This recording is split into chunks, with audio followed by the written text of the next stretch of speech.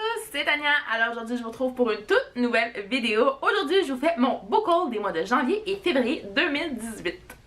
À la base je voulais vous faire mes book hauls du mois de janvier, février et mars 2018, mais je me suis rendu compte qu'en comptant les livres que j'avais achetés durant ces 3 mois-là, malgré le fait que j'étais en énorme panne de lecture, je me suis dit que ça rentrerait jamais dans une seule vidéo puis que ce serait interminable. Je me suis donc résignée à faire seulement les 2 premiers mois de l'année, mais inquiétez-vous pas, vous allez avoir en masse de contenu. Je débute donc par mes réceptions du mois de janvier 2018 et je commence par mes achats. Au début de l'année 2018 ou peut-être même en décembre 2017, je suis plus trop certaine, j'ai passé une commande Book Outlet qui est une de mes dernières en date, ou pas mal ma dernière je vous dirais, où j'ai un petit peu, beaucoup craqué parce que cette commande-là contient plusieurs livres, plusieurs suites de séries dont j'avais peut-être pas nécessairement besoin là, maintenant. Mais connaissant Book Outlet, je me dis ces livres-là sont là en ce moment, mais ça veut pas dire que quand je vais être rendue à les lire, ils vont être encore là, donc c'est pourquoi j'ai acheté plusieurs livres. Je commence sans plus tarder avec le premier roman que je me suis procuré. Il s'agit du livre After the Game de Abby Glines, qui est le tome 3 de sa série The Field Party, qui est une série Young Adult. Cette fois-ci, j'ai l'habitude de lire Abby Glines avec ses séries New Adult. Cette fois-ci, c'est un peu plus jeunesse. Il y a des plus ou moins bonnes critiques sur ce 3e tome. Le début de la série était quand même très bien, mais plus on avance dans la série, moins bien c'est. Donc, je continue d'espérer et d'acheter les tomes, mais j'avoue que c'est de plus ou moins bon augure. J'ai ensuite acheté le premier tome d'une série spin-off d'une trilogie que j'ai lu au complet, que j'avais beaucoup aimé quand je l'avais lu à l'époque.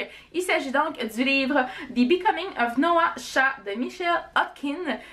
C'est un roman quand même assez mystérieux. Je vous dirais que je me souviens peut-être plus assez de la trilogie principale pour lire ce livre-là. Mais c'est pas grave, je l'ai quand même. Les chroniques sont bonnes. On verra. Un autre 3e tome de série, il s'agit cette fois-ci d'une série fantasy pour adultes. Il s'agit du livre The Song Rising de Samantha Shannon. Donc ça, c'est vraiment un gros livre. C'est un... Bon, c'est pas un si gros pavé que ça, je sais. Mais c'est une grosse série parce que ce que j'en entends, c'est que l'univers est quand même très compliqué, très complexe. J'ai pas osé me lancer encore dans la série. Ça fait demander pourquoi je continue d'acheter les tomes suivants. Mais les chroniques sont tellement excellente que je me dis je peux pas ne pas aimer, puis quand je vais filer pour une série fantasy, ben j'aurai celle-là, puis en plus il y a eu un changement de couverture pour le 3e tome. Je vous dirais que je l'aime beaucoup. C'est sûr que ça fait plus avec mes 2 autres tomes là, ben, ça fêtera jamais, je suis désolée, mais bon, c'est pas grave.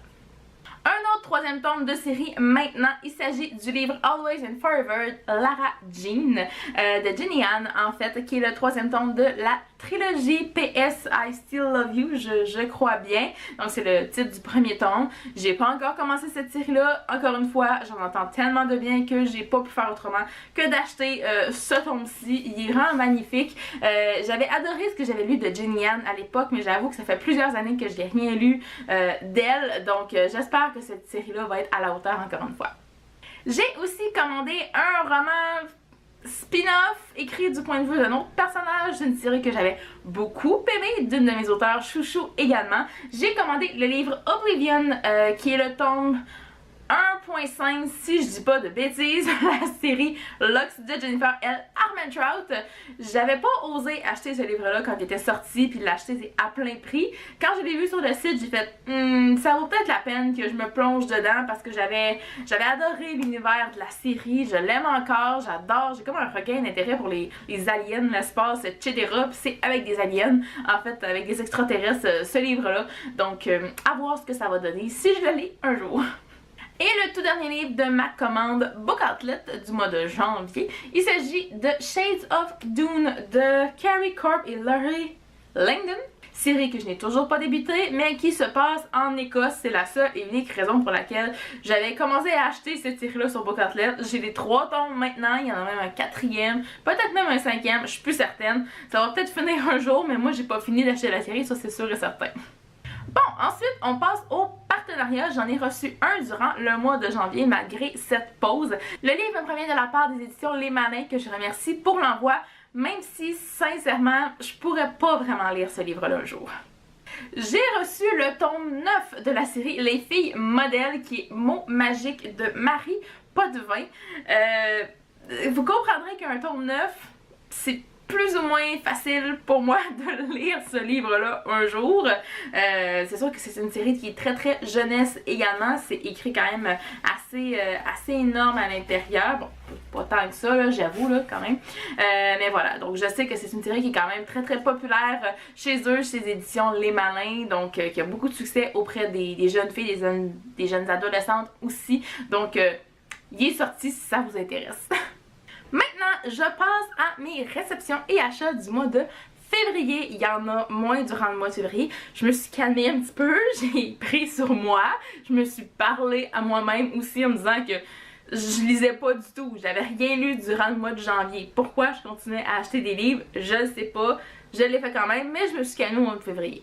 Je me suis procuré 2 livres durant le mois de février. Le premier, il s'agit du tome 1 de la série Les Écorchés de T.V. Cole qui ruine cette fois-ci. Donc ça, c'est vraiment une série assez intense selon ce que j'ai pu entendre. C'est vraiment la plus, pas gore, mais vraiment, tu sais, très intense. Tu sais, quand je vous parlais de sa série Alice Hangsman, que j'aime beaucoup, qui est avec une bande de motards et des filles échappées d'une secte, déjà ça, c'est quand même assez intense niveau émotionnel et scènes qu'on peut avoir aussi. Scène un peu explicite aussi là-dedans. Il paraît que ça c'est pire. Je l'ai feuilleté puis je vous dirais que c'est vrai. Fait que je sais pas jusqu'à quel point je suis capable de me rendre avec cet auteur-là parce que je sais pas. Je me suis dit je vais tenter le coup avec ce livre-là parce que j'entends juste que du bien encore une fois. Et c'est T.V. Cole, donc moi je tente tout de ce que T.V. Cole va écrire. J'en ai aussi profité pour acheter le tout nouveau roman de Kim Messier qui est Mes âmes sœurs cette fois-ci. Je suis pas à jour dans les sorties de Kim Messier malheureusement. C'est publié chez les éditions de Mortagne celui-là. Ouais, je suis pas à jour, je sais. Bonne nouvelle pour moi par contre, c'est un one shot donc je peux décider totalement de skipper les autres sorties qu'il y avait avant, que j'ai toutes dans ma bibliothèque en plus, et de lire celui-là s'il m'intéresse plus à ce moment-là.